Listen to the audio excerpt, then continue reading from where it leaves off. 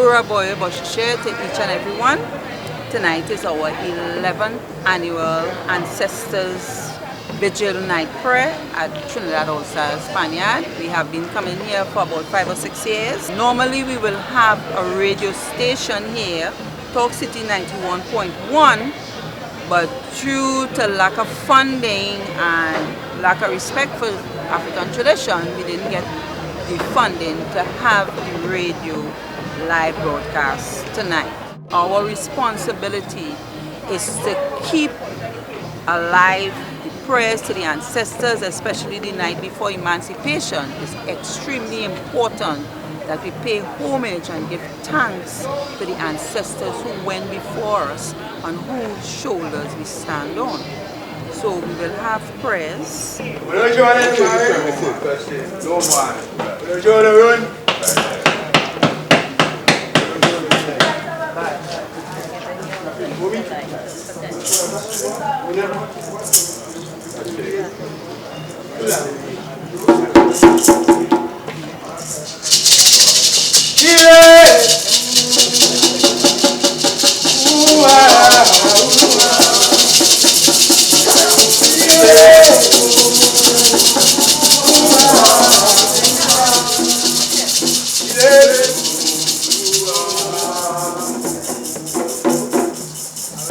Prayers is traditional African prayers, Ifa Orisha prayers, what our ancestors knew before they were forced to accept Christianity.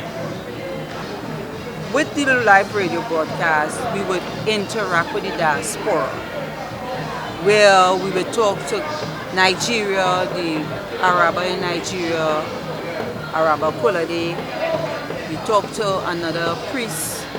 He would be in London, but right now he's in Ghana, Nana Sankara, and then we have Baba Shanto in New York. So what we do is that we don't want the wider community to think that practice of Ifa Orisha is just a Trinidad thing. It is not.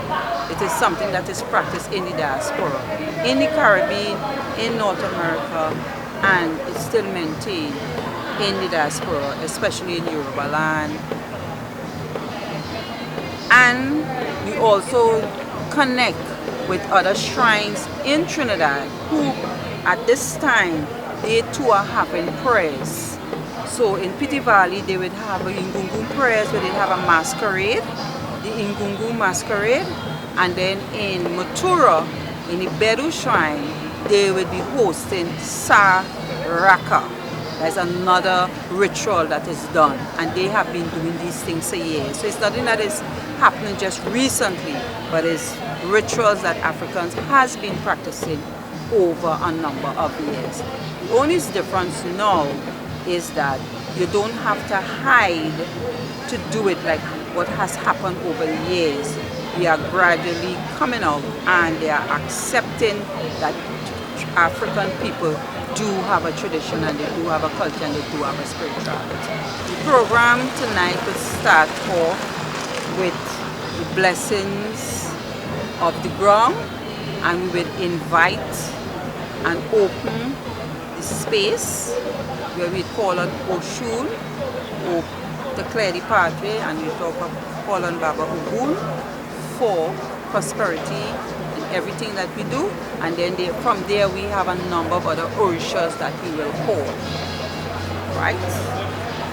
Then we will be singing for the ancestors, we'll be drumming, and then different people will call names of their ancestors, or in the drumming community they will talk about the ancestors of the drummers who were there before, who kept it going, and now it is being carried on.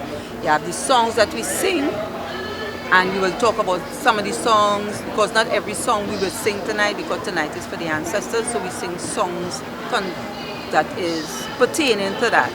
So we'd have somebody who would talk about the songs that we sing and how they learn it, how they get, who are the people before.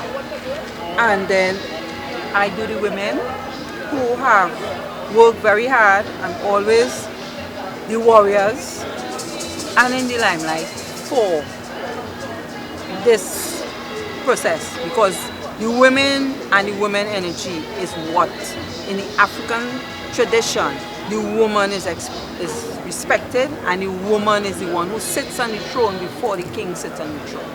So the woman is respected and honored. So tonight I give honor to all the heroines, women in this country, Trinidad and Tobago, and to the diaspora. We no longer on the plantation, we no longer being denied a number of things that we could not deny. We could wear our African clothes and not being arrested. We could change our names to African name and not being denied using our name. So we are saying tonight, the night before Emancipation, we must give respect to them. We must call them in. We must honor and appreciate them for what they have done. Because in our African language, we say that ungratefulness is worse than witchcraft. So we have to be grateful for those who were there before us. African spirituality is being practiced. African spirituality should be respected. It is not about devil worshiping. It is not evil. It is not taboo. Every other ethnic group have a spirituality that they go to. We have one that we are denied to use, and we are taught that it is evil. But other people are using it, and other people are getting all the good energies and the prosperity from it. But they keep telling us that what we are doing is wrong. So I would like for the wider community, and especially to the young African male and female, that there is a spirituality, a culture, a tradition, and a way of life, that if they return to the way of life, this behavior that they have now take on is totally not profitable for them. We all know from the history that our ancestors suffered tremendously during the course of the Atlantic slave trade, and as a result of which many were actually cast overboard when either there was not enough room on the ship, or they simply got ill or something, and they cast them overboard.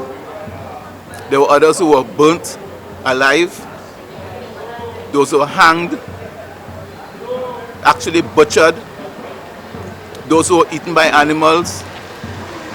What we are required to sort of do now is to continue the process, hopefully to break new ground in terms of the maintenance, if you will, of the struggle for liberation of people of African descent.